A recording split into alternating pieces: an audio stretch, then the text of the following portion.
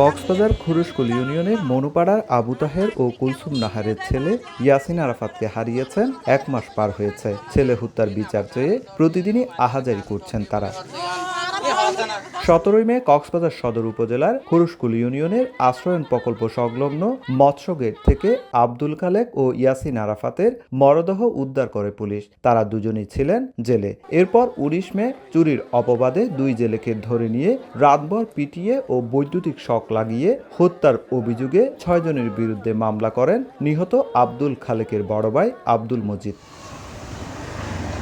কিন্তু মামলার 1 মাস পার হলেও এখনও কোনো কুলকিনারা হয়নি। নিহতদের স্বজনদের দাবি, আসামিপক্ষের নির্যাতনের ভয়ে পালিয়ে বেড়াচ্ছেন তারা। সমঝোতার মাধ্যমে মামলা প্রত্যাহারের জন্য প্রভাবশালী মহলটি হুমকি দিয়ে যাচ্ছেন বলেও জানায় জেলে পরিবারগুলো। নগদের কাছে সব গ্রাহকই প্রিয়, তাই তো সারা দেশে ক্যাশ আউট চার্জ সবচেয়ে কম।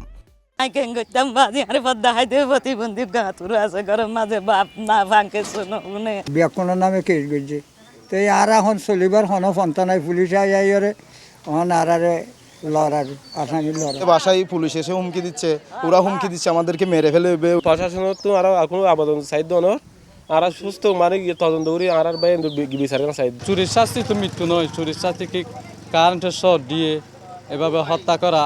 এদিকে 2 জেলের মরদেহ উদ্ধারের ঘটনার দিন ক্ষুব্ধ এলাকাবাসী ভাঙচুর করে আসামিদের ব্যবসা প্রতিষ্ঠানে। এ নিয়ে বাদীপক্ষের বিরুদ্ধে আদালতে দায়ের করা ভাঙচুরের মামলায় গ্রেপ্তার এড়াতে পালিয়ে বেড়াচ্ছেন নিহতদের স্বজনরা। তবে মামলা প্রত্যাহারের হুমকি দেওয়ার বিষয়টি অস্বীকার করে আসামি পক্ষের দাবি, তাদের বিরুদ্ধে ষড়যন্ত্র করা হচ্ছে।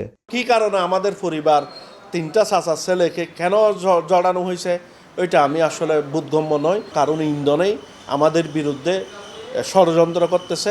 আর পুলিশ বলছে হত্যা মামলার রহস্য উদ্ঘাটনে এবং আসামিদের গ্রেপ্তারে অভিযান অব্যাহত রয়েছে।